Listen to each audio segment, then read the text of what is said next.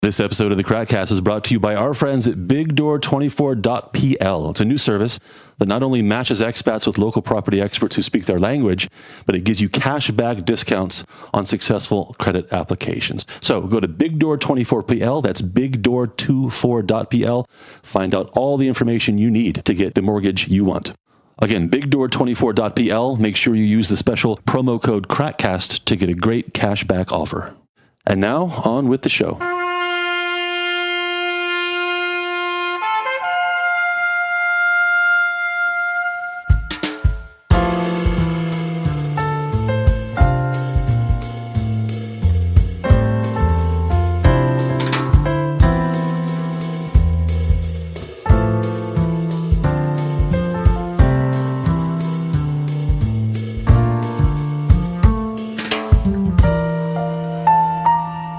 So John Naughton from BigDoor24.pl is back. John, welcome back to the Crackcast. Thank you very much. So about a month ago or so, we talked about the property market generally. Today we're going to talk about kind of a relevant subject to a lot of people in town. That is rights and responsibilities associated with renting a property or renting out a property. You know, this is very much a university town. Sure. And a growing international community, so a lot of renters. And also, as we talked about before, a lot of people invest in properties here with the intention of renting them out month to month, you know, as an income stream. And so this is a subject that, affects a lot of people here. So what do you think is a good jumping off point into the subject of, the legal aspect of renting out a property here in Krakow? Well, it's pretty much the same as you would imagine anywhere else, which is that it is all about the agreement. The legal agreement is in Polish, but you can, and in many cases it's not a major problem, get an English translation of the same agreement. But the best way to ensure that you don't have as many problems as you might is to make sure that the agreement covers as much as it can any problems that you might foresee. So really, it's a civil agreement. So, if you do have problems, the police don't really care. So what you want to do is make things as clear as possible. If there's any disputes, how to fix them, how to conclude the agreement at the end. So just make sure the agreement is in place. That would be the first step. So a handshake deal is a bad idea. Yeah, well, let's just, yes. Get it in writing, yes, yeah? And yes. again, the Polish version, if for some unfortunate reason, if things do end up in court, it's the Polish language version that is the yes. legal binding version yes. of the contract. Yeah. Yes, and I would add as well, it's an easy trap to fall into, but if you come from a common law background, you'll probably instinctively make a lot of assumptions that aren't correct. The law, as I'm sure a lot of people know, is based on the continent on the Napoleonic Code. So if it ain't written in the law, it doesn't exist, which is kind of the opposite of common law. So, if you don't have something in an agreement, don't assume that, everybody knows that or something. Yeah, not common knowledge. Yeah. It doesn't matter. It has to be in the agreement. Now, I will say there is a very good structure to existing agreements. We will be putting a post up, I think, on Tuesday about it, and we'll provide people with an example of an English-Polish lease. Yeah, it's not unusual for people to use kind of a what's it called, a template. Yeah, template for standard agreements. Yeah, but there are things that are in there that you can take. If there isn't something in there, it's a pretty good warning sign. The first thing you will see is the people's name, essentially confirmed by an ID. So, trust but verify. There's no reason why you can't ask for somebody's passport or ID card and say, let's make sure that's the same name and details in the contract, whether you're a landlord or a tenant. Let me ask about, there's a few things I want to ask about, kind of jump around here, different subjects. Oh, and by the way, just want to remind everybody, as knowledgeable as John is and as much experience as he has, if you want to get the official legal, an official legal opinion on any of this, make sure you go talk to a lawyer about this. I am not a lawyer. He's not a lawyer. He knows what he's talking about. But again, just for our own purposes here, let's make it clear. Go talk to a lawyer if that's what you want. Okay, let's talk about deposits. This is a subject a lot of people have questions about. I noticed in expat forums on Facebook and elsewhere. what they should pay. Is there a standard for this? How do you get it back? So what advice do you have to give to people on the subject of deposits when they enter into a new contract? Again, it's in the contract. There's an obvious, okay, we'll skip over a couple of things. There's, you pay the deposit, everything's happy, you move in. The problems tend to arise at the end when there's a dispute, for example, between normal wear and tear and why is the fridge broken. And who pays for it? Yeah. Well, yeah, in most cases, your deposit is normally the 1 month's rent. It can be higher. When you might have a higher end apartment or there's a lot of valuables in there owned by the landlord. But the landlord has a perfect right to expect that the place is returned to its original state.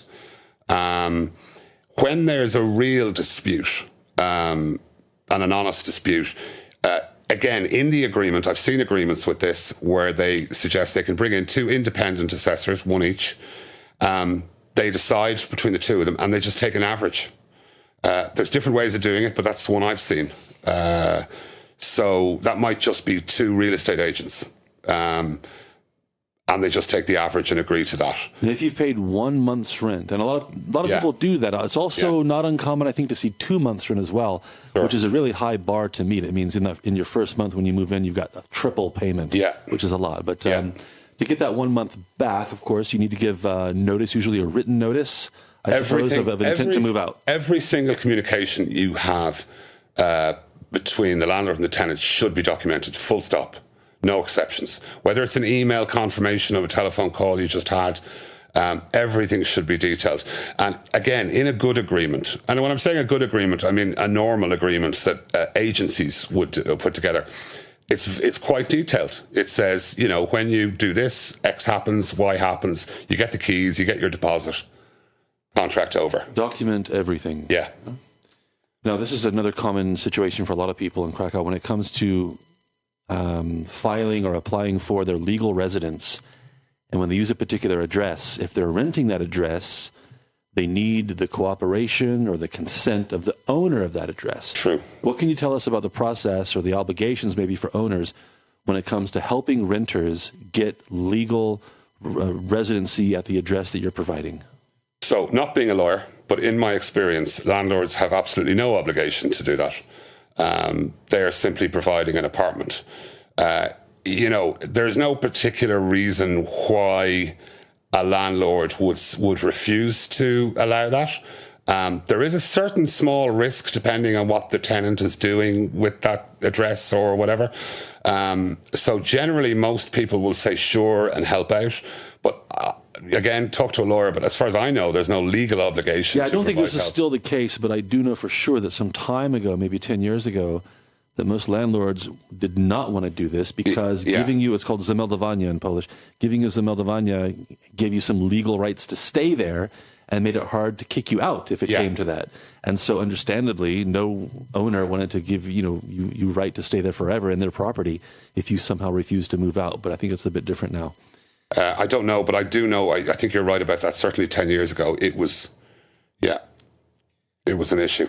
Another issue common to people is, and this is something we don't talk about, but I think it's an interesting subject. A lot of landlords prefer to do everything informally. Maybe the contract itself is formal, but when it comes to actually making payments, it's informal because no landlord wants to issue an invoice for this. So they want to avoid tax liability for this.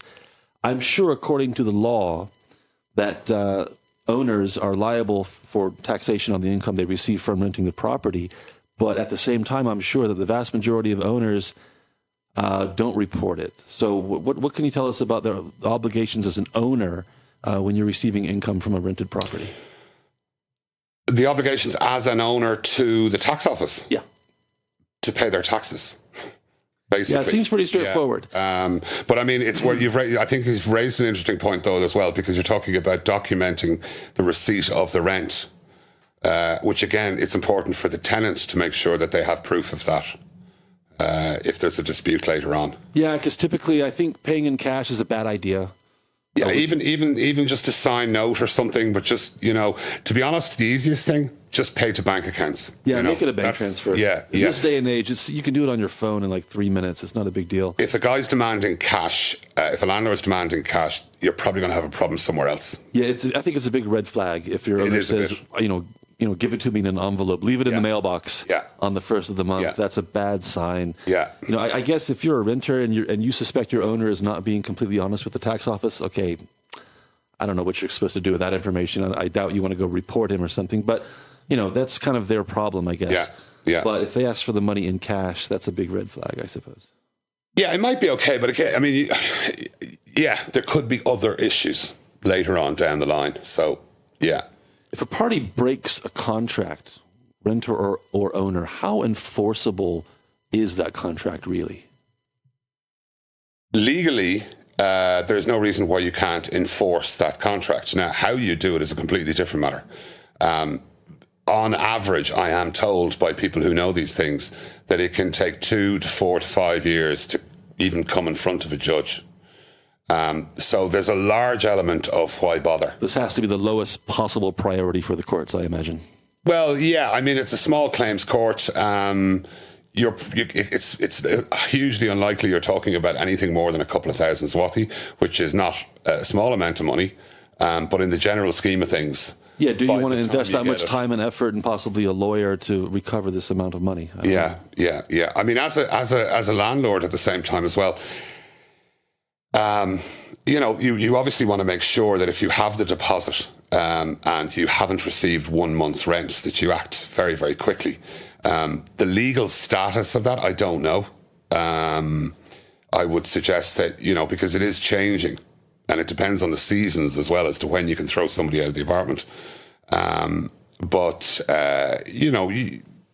You should be able to cover yourself as best you can. Yeah, we're talking about exceptions here. This is the 1% unusual, unicorn event. Yeah. Obviously, we're not encouraging anybody to do anything stupid. Yeah. And refuse to pay their rent, refuse to move out when they're supposed to move out. But these things do happen, and people do wonder about it from time to time. Do owners have the legal right to enter their property at any time, even when it's occupied by a renter? Without notification. Again, this will be included in the agreement.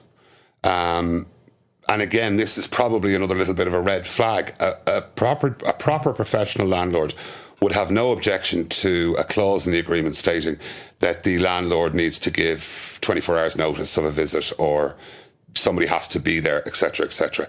And I don't think a tenant could argue back about that because it's a reasonable request.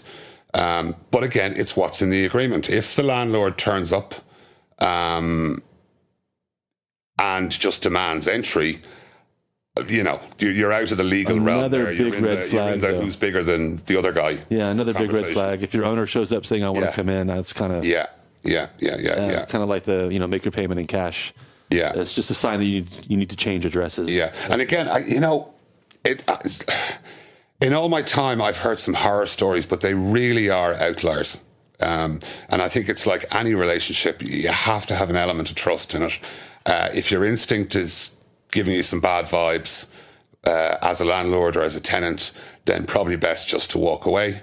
But as I said, if it's in the agreement, it may take you 4 to 5 years to get to court, but at least you have something to point to on the day and say, look, this is what we agreed. Another very common issue, unfortunately, because it seems so avoidable, and this often comes up on the side of the renters, is that they fail to pay, sometimes intentionally, sometimes not. They fail to pay the utility bills associated with the property, electric, water, heating, what have you. Now, obviously, as a renter, you should settle all bills before you move out. But sometimes there are weird situations where, in Poland, sometimes your utility bill is quarterly. Yeah. Sometimes it's done on projections into the future. Yeah. And you have to move out now. And so what can you tell people about good practices when it comes to settling bills before moving on? Well, invariably, again, I don't mean to belabor the point, but it'll be in the agreement as to how that's dealt with. The normal process would be that the deposit might be held, or a portion of the deposit held, for a certain period of time when the bill is coming in. The landlord should be able to provide you with a copy of that.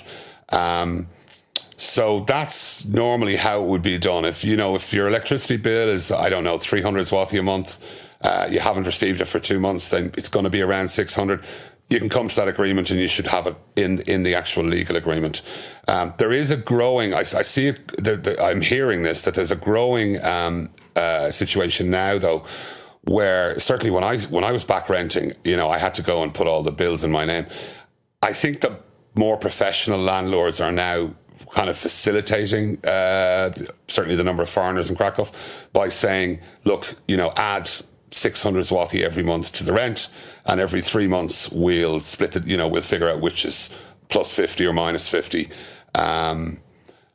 I would also add to that, if you are a tenant and you have signed the electricity in your name, for example, it's the electricity companies coming after you, or the water, or the management company, or whatever. Would you advise property owners, would you advise them to make sure that any renters put the utilities in the renters' names, or would you keep it in the owner's name and simply collect the money? It depends on the resources, the time I have to spend as a landlord, but just black and white, I would probably keep the whole thing in my name, manage it accordingly, make sure it's paid on time, and take the risk with the landlord, because you don't want a situation where the electricity company turns off the electricity in your apartment when you're trying to re-rent it. It seems that, again, from the owner's perspective, it's a good idea to use the deposit, to withhold it rather, until all bills are finally settled, however long that takes. Sure.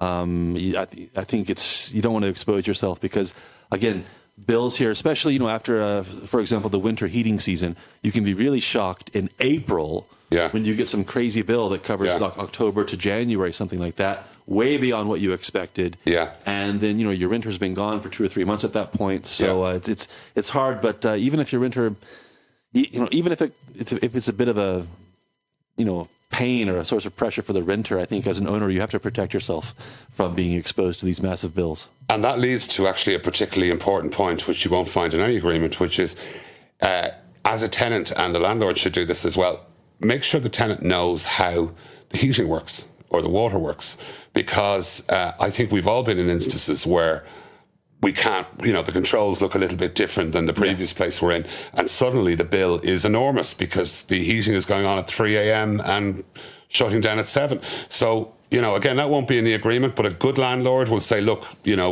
here's how to use the heat, here's how to use it most efficiently. I think you make a good point, and that reminds me of some people I've known over the years who rented apartments that had electric heating, and they'd never seen a system like that before. Right. And electric heating can be insanely expensive if you don't know when you're supposed to use it. There's different tariffs that are applied different hours of the day. If you turn it on at the wrong hours of the day, you can spend a mind-blowing amount of money. Yeah. And by the way, as well, I would say that locally, the market is very aware of the difference in price between gas and electricity. So, the expat might know it so well, but the local, if you're renting in the local market and you've got electricity, be aware you might find it more difficult to rent. Let me go back to something you said a few words about a few moments ago, and that is responsibility for repairs and whatnot. And, we can agree that there's normal wear and tear, and then there's intentional damage, accidental damage. You mentioned the fridge or whatever. Is there anything else any kind of guidance you can give for guidelines about what kind of repairs are automatically and obviously the responsibility of the owners, and what kind of repairs are automatically, obviously the responsibility of the renters? In the agreements that I've seen, obviously you can't detail everything, but things like light bulbs, fuse boxes, things like that, the tenant would be expected to replace those as they went off. Some agreements will have a cut-off point of anything over 100 zloty or, different things like that. I think, again, you're kind of coming around to common sense. If you move in and the table and the chairs were quite old and looked as though they were about to start to collapse, you document that at the start.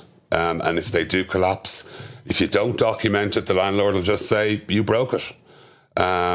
So again, like anything else, you need that level of trust. Well, that reminds me, it's also kind of a related topic. Is it also a good idea to do a detailed inventory? Yes. In terms, plates and dishes and forks and knives and everything like that when you move in? That's our number 2 on that list. It's called the protocol.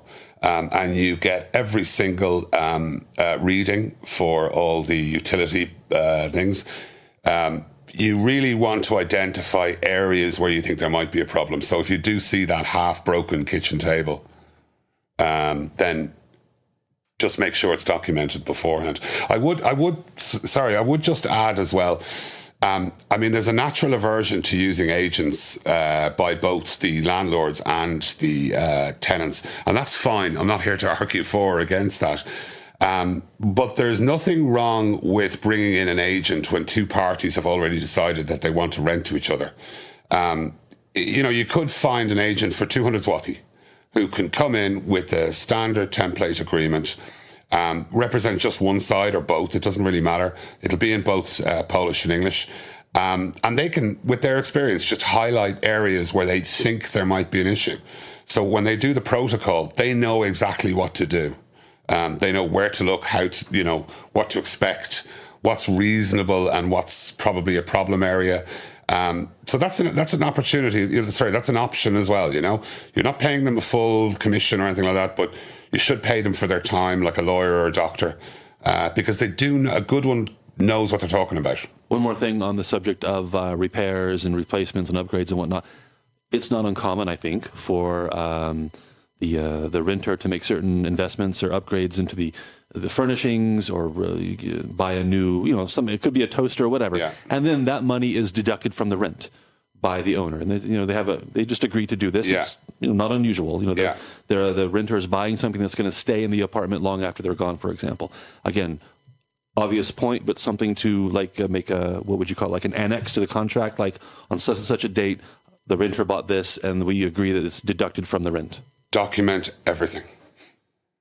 A weird question. I was thinking about this. What do you know about limits for the number of people who are allowed to live in apartments of certain sizes?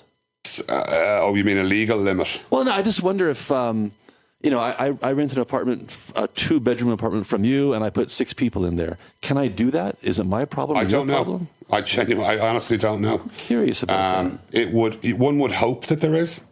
There's got to be so many square meters per renter or something. I don't know. There's one just in terms of highlighting something. Sorry, I don't want to move off your thing, but there's one particular scam that I've never heard of in Krakow, but I have heard of back in Ireland. Scam.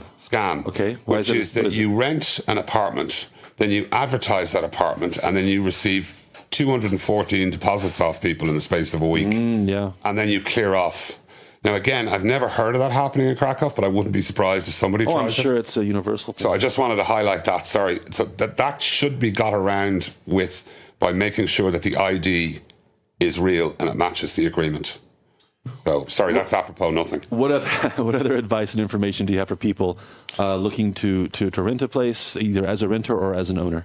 Well, I think the two things, sorry, as an expat, but even as a non-property industry pole, there's nothing, there are good agents out there. There's lots of bad ones, but there's good agents out there.